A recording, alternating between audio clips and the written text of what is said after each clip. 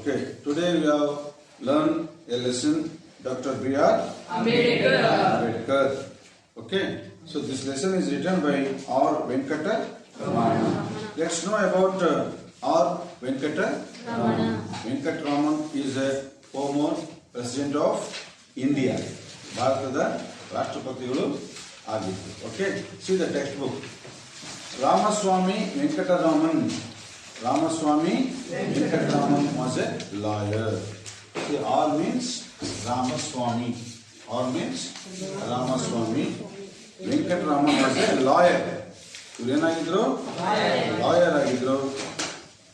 Independence activist. Independence activist.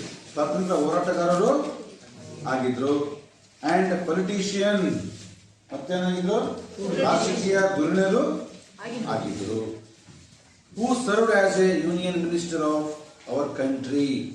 ಇವರು president ಆಗಿನ ಮುಂಚೆ ಏನಾಗಿದ್ರು? ಯೂನಿಯನ್ ಮಿನಿಸ್ಟರ್, ದೇಶದ ಯೂನಿಯನ್ ಮಿನಿಸ್ಟರ್ ಕೂಡ ಆಗಿದ್ರು. And he was the 8th president of India.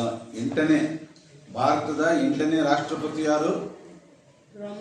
Shri R Venkataraman. Shri R Venkataraman. ಇವರು ಕೂಡ ಯಾವ ರೀತಿ ಅಂಬೇಡ್ಕರ್ ಅವರು ವರ್ಗದಿಂದ ಬಂದಿದ್ರು, ಅದೇ ವರ್ಗದಿಂದ ಬಂದವರು ಕೂಡ ಇವರು ಕೂಡ ಯಾರು? R Venkataraman. Okay my dear students, let's know. See, I like the religion that teaches liberty, equality and fraternity. Doctor B R Ambedkar. ಇದೆಲ್ಲ ಬರ್ಕೊಡ್ರಿ. ಡಾಕ್ಟರ್ ಬಿ ಆರ್ ಅಂಬೇಡ್ಕರ್ ಹೇಳಿರೋದೊಂದು ವಾಕ್ಯ ಇದೆ, ಎಲ್ಲರೂ ಬರ್ಕೋಬೇಕು. It is a beautiful, right? I like the religion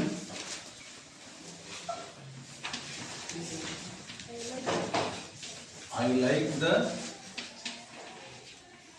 religion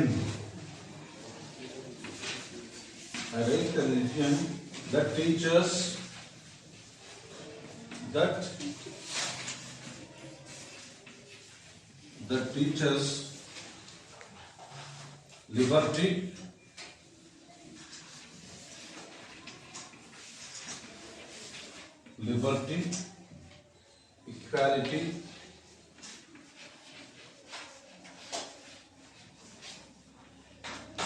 liberty, equality and fraternity.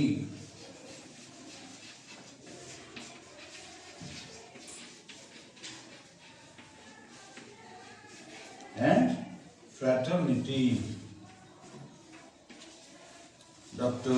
B.R. Ambedkar.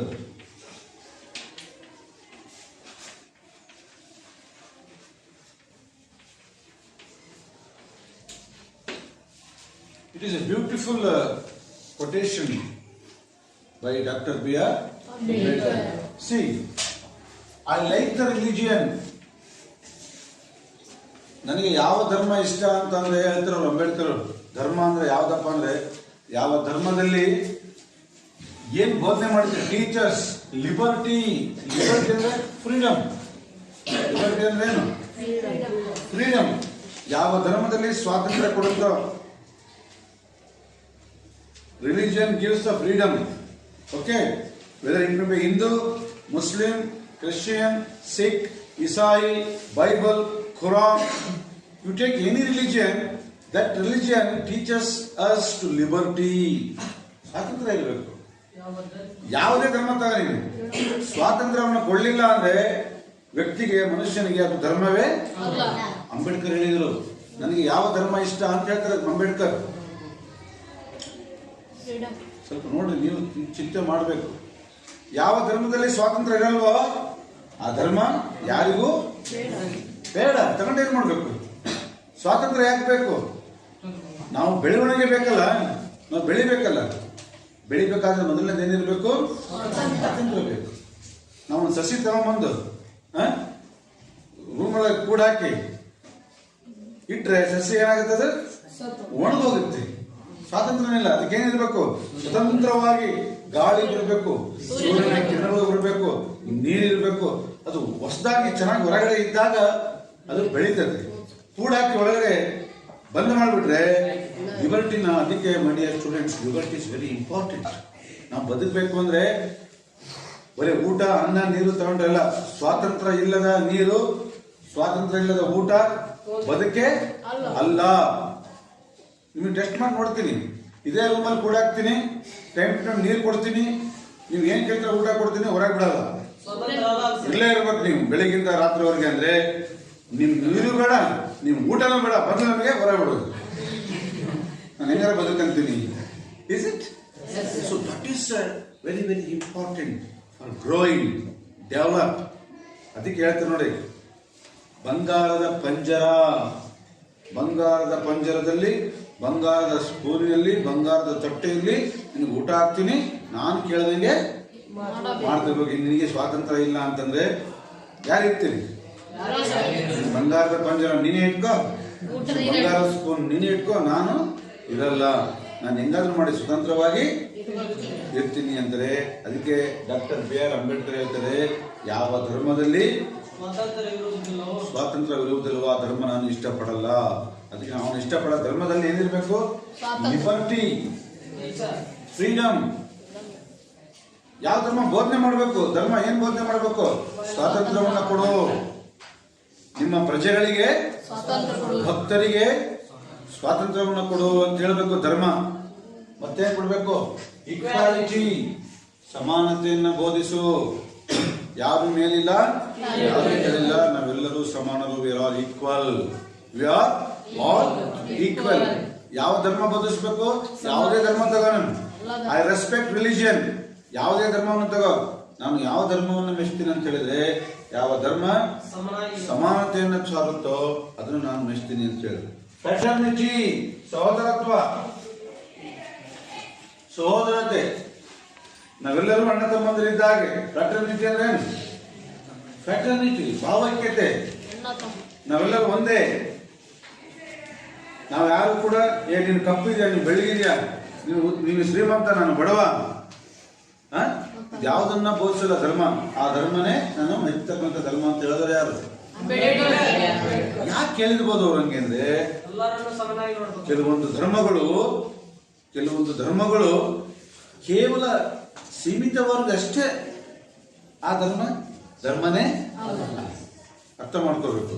Hindu ಧರ್ಮ ಆಗಿರ್ಬೋದು, ಇಸ್ಲಾಂ ಧರ್ಮ ಆಗಿರ್ಬೋದು, ಬೌದ್ಧ ಧರ್ಮ ಆಗಿರ್ಬೋದು, ಕ್ರಿಶ್ಚಿಯನ್ ಧರ್ಮ. Whether it will be Hindu religion, Muslim religion or Christian religion, that religion, suppose that religion cannot be teaches liberty, equality and fraternity, that is not a religion.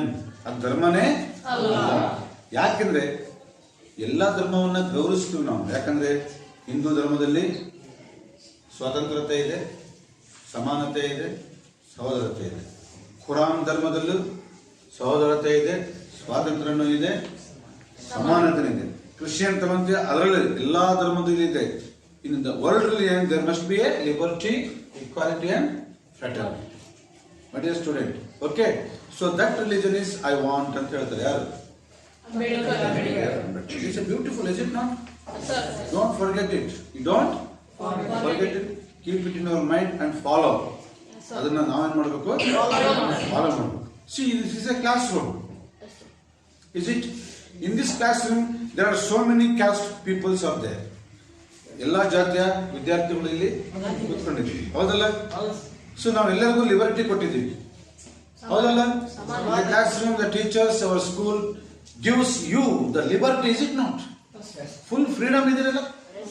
ನಿಮಗೆ ಏನು ಭಾವನೆ ಬರುತ್ತೆ ಹಂಚ್ಕೋಬಹುದು, whether it may right or wrong, ಸರಿನೋ ತಪ್ಪು. ನಿಮಗೆ ಮುಕ್ತವಾದ ಅವಕಾಶವನ್ನ ಕೊಟ್ಟಿದ್ದೇವೆ ಇಲ್ಲ? ಆಗಿರೋದ್ರಿಂದ ನೀವೇನ್ ಮಾಡಿದ್ರಿ? ಇಲ್ಲಿ ಕೂತ್ಕೊಂಡಿದ್ದೀರಿ. ನೀವು ಯಾರು ಮಾತಾಡಂಗಿಲ್ಲ, ನಾನು ಹೇಳೋದಷ್ಟೇ ಕೇಳಬೇಕು ಅಂದ್ರೆ ನಿಮ್ಗೇನಾಗುತ್ತೆ? ಸ್ವಾತಂತ್ರ್ಯವನ್ನ ಕಸಿದುಕೊಂಡಂಗಾಗುತ್ತೆ. ಸ್ವಾತಂತ್ರ್ಯವನ್ನು ಕಸಿದುಕೊಂಡಾಗ ಕಲಿಯಕ್ಕೆ ಏನು? There is no freedom, there is no learning, there is no develop, there is no improve. ಸ್ವಾತಂತ್ರ್ಯ ಯಾರಿಗೆ ಕೊಡಲ್ವೋ ಅವರು ಕಲಿಯಲ್ಲ, ಮುಂದೇನು ಆಗಲ್ಲ. ಸ್ವಾತಂತ್ರ್ಯ ಕೊಡಿದ್ರೆ ನಾನು ಟೀಚ್ ಮಾಡ್ತಾ ಇದ್ದೀನಲ್ಲ, ಈ teach is meaningless. A teacher cannot be gives the freedom to the teacher, the teaching is waste. Teaching is waste, ಹೌದಲ್ಲೇನಪ್ಪ? ನಾನು ಟೀಚ್ ಮಾಡ್ತಾ ಇದ್ದೀನಿ ಅಂತ ಹೇಳಿ ಯಾರು ತುಟಕ್ ಬಾಯಿ ಮುಚ್ಕೊಂಡಿರ್ಬೇಕು. ಅಂತೇಳಿ ನಿಮಗೆ ಸ್ವಾತಂತ್ರ್ಯವನ್ನು ಕಟ್ ಮಾಡಿ ನನ್ನ ಮಾತಷ್ಟೇ ಕೇಳಬೇಕು, ನೀವು ಯಾರು ಮಾತಾಡಬಾರ್ದು ಅಂದರೆ ನಿಮ್ಮ ಮಾತನಾಡುವ ಸ್ವಾತಂತ್ರ್ಯ, ನಿಮ್ಮ ಚಿಂತನೆ ಮಾಡುವ ಸ್ವಾತಂತ್ರ್ಯ ಕಸಿದುಕೊಂಡೆ. That is not important. Give and take, give and take. Liberty ನಿಮಗೂ ಇರಬೇಕು, ನನಗೂ ಇರಬೇಕು. ಆ ಲಿಬರ್ಟಿನ ಏನ್ ಮಾಡ್ಬೇಕು, ನಾವು ಯುಟಿಲೈಸ್ ಮಾಡ್ಕೋಬೇಕು. ಏನ್ ಮಾಡಬೇಕು? ಯುಟಿಲೈಸ್ ಅನ್ನು ಮಾಡ್ಕೋಬೇಕು. And equality, so we are giving to equal to all students, whether it belongs to the backward, forward, Hindu, Muslim, Christian, Sikh, Isai, ಯಾವ ಜಾತಿ ಬರಲಪ್ಪ, ಯಾವ ಜಾತಿ ಬಂದ್ರು ನಿಮಗೆ ಸೇಮ್. ಎಲ್ಲರಿಗೂ ಡೆಸ್ಕು, ಎಲ್ಲರಿಗೂ ಬುಕ್ಕು, ಎಲ್ಲರಿಗೂ ಒಂದೇ teaching.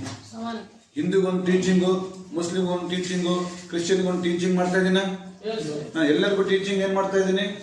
The same word, the same teaching. So I teaching equality. ನಾ ಏನ್ ಮಾಡ್ತಾ ಇದ್ದೀನಿ? ಸಮಾನವಾಗಿ ಬೋಧನೆಯನ್ನ ಮಾಡ್ತಾ ಇದ್ದೀನಿ. ಯಾರಿಗೂ ಕೂಡ ಭೇದ ಭಾವ ಮಾಡ್ತಾ ಇಲ್ಲ. ಶ್ರೀಮಂತರಿಗೊಂದು ಟೀಚಿಂಗು, ಬಡವರಿಗೊಂದು ಟೀಚಿಂಗ್ ಇಲ್ಲ. There is no discriminate and fraternity, brotherhood. ಏನದು? ಬ್ರದರ್ಹುಡ್, ಸಹೋದರತೆ ಕಾಣಬೇಕು ಅಂತೇಳಿ ಡಾಕ್ಟರ್ ಬಿ ಆರ್ ಅಂಬೇಡ್ಕರ್ ಹೇಳಿದರೆ. It is a beautiful quotation, my dear boy. Okay, so let's see what is the lesson. Okay, Dr. B R Ambedkar, written by R. C. R. Venkataraman. So see the textbook very carefully. It is a wonderful lesson. The new words are there. ಬಹಳ ಹೊಸ ಹೊಸ ಪದಗಳು ಅದರಲ್ಲಿ ಇದಾವೆ. ಹೊಸ ಹೊಸ new words are there. When you are taking the next arts and the competitive examination and anything, it is a useful lesson. Okay, important, very very important. Even MBBS, engineering, you take any course, you must know the Constitution of India and about Ambedkar. ಇದು ನಿಮಗೆ ಗೊತ್ತಿರಬೇಕು. Okay, one trait which marked Baba Saheb during his student days and in fact throughout his life was that he was a voracious reader. See, new word is, ಈ ಹೊಸ ಪದ ಕೇಳ್ತಾ ಇದ್ರೆ ಇದುವರೆಗೂ ನೀವು ಕೇಳಲಿಕ್ಕಿಲ್ಲ. ಯಾವುದು? voracious reader. Okay my dear student, voracious pronounce ಮಾಡಬೇಕು ನೀವು ಮನಸ್ಸಲ್ಲಿ. voracious ಪ್ರೊನೌನ್ಸ್ ಮಾಡಿ. voracious. So voracious means, it means very eager for knowledge. Very eager for knowledge.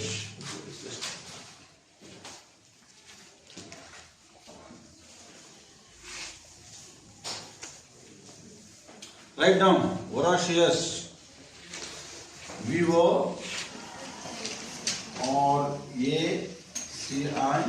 VORACIOS. Voracious means very eager. Write down, all of you. Very eager for knowledge. For knowledge. Very eager for knowledge. ಜ್ಞಾನದ ಹಸಿವು. voracious ಏನು? ಜ್ಞಾನದ ಕುತೂಹಲ. ಈಗರ್ನೆಸ್ ಅಂದ್ರೇನು? ಕುತೂಹಲ ಇತ್ತು ಅಂತ. See, Baba Saheb Ambedkar was a voracious reader. ಓದುಗ. ರೀಡರ್ ಅಂದ್ರೆ ಏನು? ಓದುವವರಾಗಿದ್ದರು. ಯಾವಾಗ ಓದ್ತಿದ್ರು ಅಂದ್ರೆ not only student life, throughout life. Throughout life ಅಂದ್ರೆ ಏನು? ಜೀವನದ ಉದ್ದಕ್ಕೂ ಅವ್ರು ಯಾವುದೋ ಒಂದು ಹವ್ಯಾಸ ಇತ್ತು, ಹವ್ಯಾಸ. ಸಾಮಾನ್ಯವಾಗಿ ಕಾಮನ್ ಪೀಪಲ್ ಎಲ್ಲ ಏನ್ ಮಾಡ್ತಾರೆ? ಓದ್ತಾರೆ, ಕೆಲಸ ಸಿಕ್ಕಿದ ಮೇಲೆ ಕೆಲಸ ಸಿಕ್ಬಿಡ್ತಾರೆ.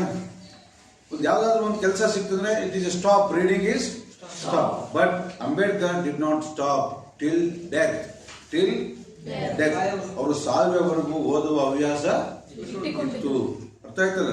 So knowledge not stop. Knowledge not be stop. It is a continuous. Learning is continuous. ಕಲಿಕೆಗೆ ಅಂತ್ಯ ಇದೆಯಾ? There is end of learning? No. ಯಾವಾಗ ಎಂಡ್ ಆಗಬೇಕು? till death. We learn. Okay? Yes. voracious reader. He had an insatiable thirst for books. Insatiable thirst for books.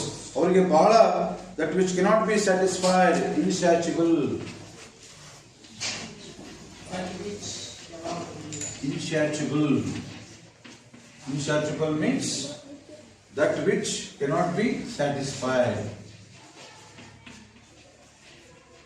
That which cannot be satisfied.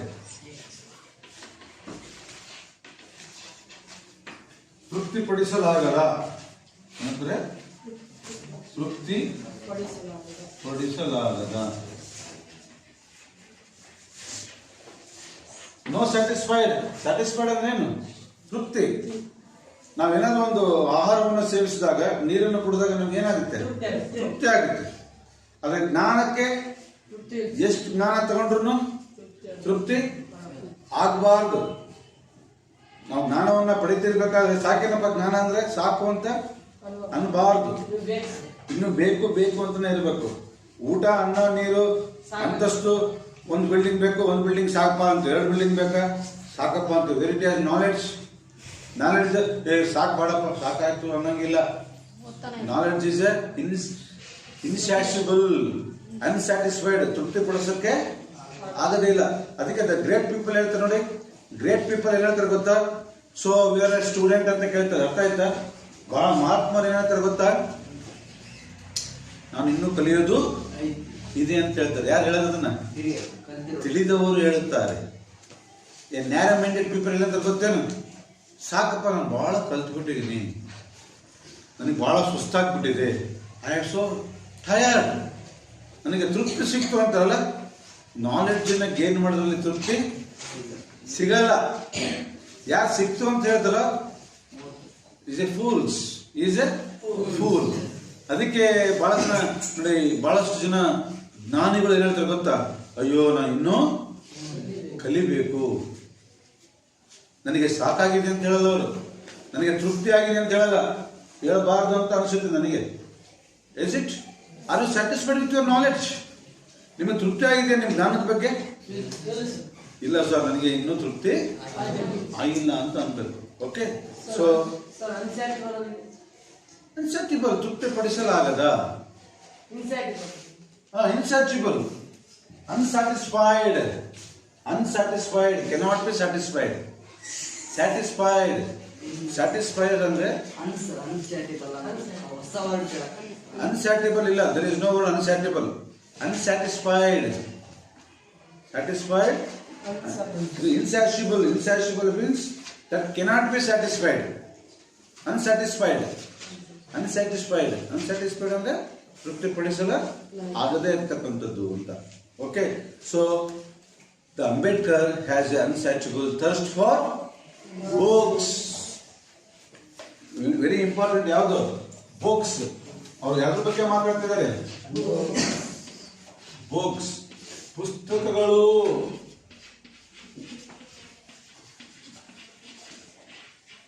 ಇದ್ರ ಬಗ್ಗೆ ಅವರಿಗೆ ಸಮಾಧಾನನೇ ಇಲ್ಲ, ತೃಪ್ತಿನೇ ಇಲ್ಲ.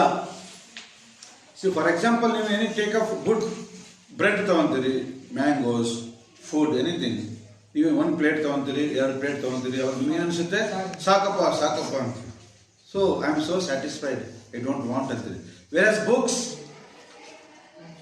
1 books ಬೇಕಾ, 2 books ಬೇಕಾ, ಎಷ್ಟು ಬೇಕಾ ಅಂದ್ರೆ, sir I want so many books, I am not satisfied, ನಮಗೆ ಸ್ವಲ್ಪ ಸಮಾಧಾನ ಆಗಲ್ಲ ಅಂತ ಹೇಳ್ಬೇಕು. Those who are gain knowledge. So here the Ambedkar, he bought books by curtailing his daily needs. ನೋಡಿ, ಅವರಿಗೆ ಸಮಾಧಾನ ಇರಲಿಲ್ಲ. ಅದಕ್ಕೆ ಏನ್ ಮಾಡ್ತಿದ್ರು ಅಂದ್ರೆ, ಅವರು ದಿನನಿತ್ಯದ ಖರ್ಚುಗಳನ್ನ ಉಳಿಸ್ತಾ ಇದ್ರು.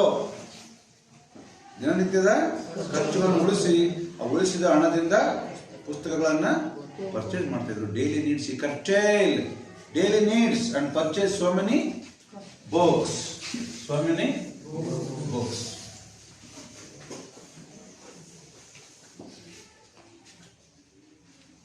Curtailing means save. Mustikappa.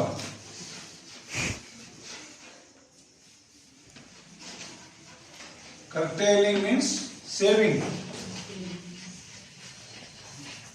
or reduce. Reduce ಅಂದ್ರೆ ಏನು? ಕಡಿತಗೊಳಿಸೋದು. ಏನ್ ಕಡಿತಗೊಳಿಸ್ತಾ ಇದ್ರು? ಖರ್ಚುಗಳನ್ನ ಕಡಿತಗೊಳಿಸು. ಏನು? Daily needs. Right down daily needs. ದಿನನಿತ್ಯದ ಖರ್ಚುಗಳು.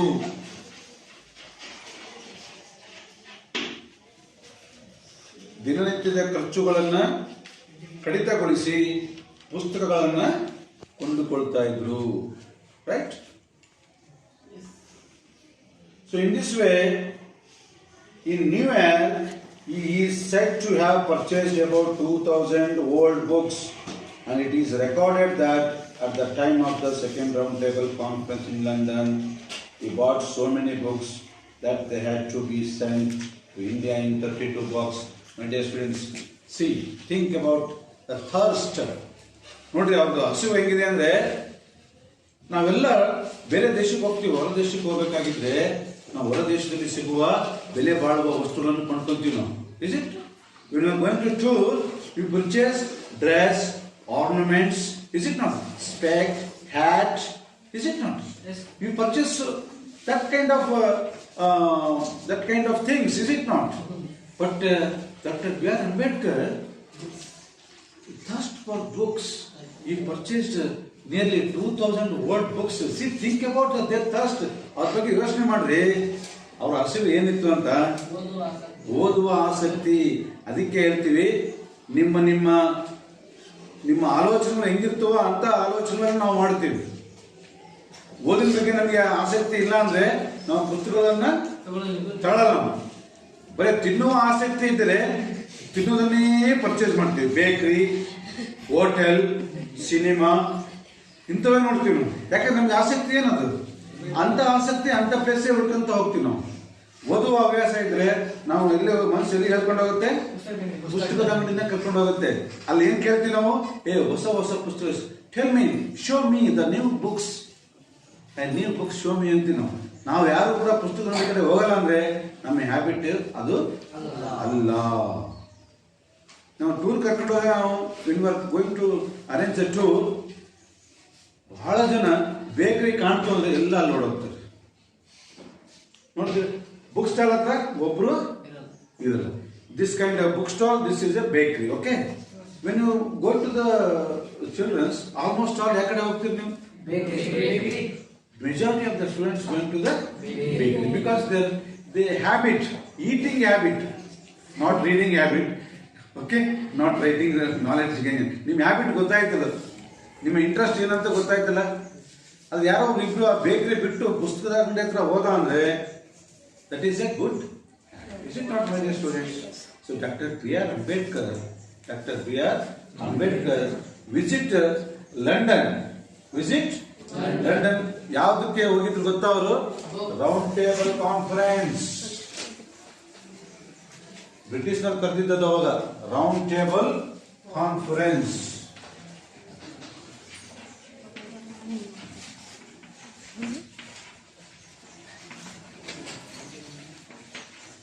Round table conference in London.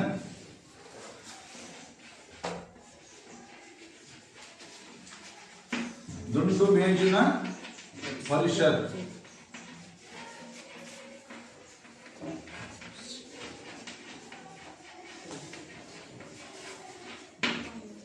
C ದುಂಡು ಮೇಜಿನ ಪರಿಷತ್ ಅದು ಸೋಷಿಯಲ್ ಸೈನ್ಸ್. ಅದು ಹರ್ಡ್ ಸಮಾಜ ವಿಜ್ಞಾನದ ಪರಿಷತ್ ನೋಡಿದ್ದೀರಾ? Round table conference in London, ದುಂಡು ಮೇಜಿನ ಪರಿಷತ್. ಅಲ್ಲಿ ಹೋದಾಗ ಎಷ್ಟು ಬುಕ್ಸ್ ಪರ್ಚೇಸ್ ಮಾಡಿದ್ದು? 2,000 old books, and it is sent to India in 32 box. ಅದನ್ನೆಲ್ಲ ಪ್ಯಾಕ್ ಮಾಡಿದಾಗ ಎಷ್ಟು ಬಾಕ್ಸ್ ಆಯ್ತು? ಅದು 32 ಬಾಕ್ಸ್ ಆಯ್ತು. He was very happy. They are very happy. ಸಂತೋಷ ಆಯ್ತು. So in the first para what shows, ಮೊದಲನೇ ಪ್ಯಾರಾದಲ್ಲಿ ಏನ್ ತೋರಿಸುತ್ತೆ ಅಂದ್ರೆ ಅಂಬೇಡ್ಕರ್ ಅವರ ಒಂದು ಆಸಕ್ತಿ, ವೊರಾಷಿಯಸ್ ರೀಡರ್. ಕೀ ಪಾಯಿಂಟ್ ಅದು. First para shows the voracious reader. Okay, and he purchased 2000 world books and sent to India in a 32 box.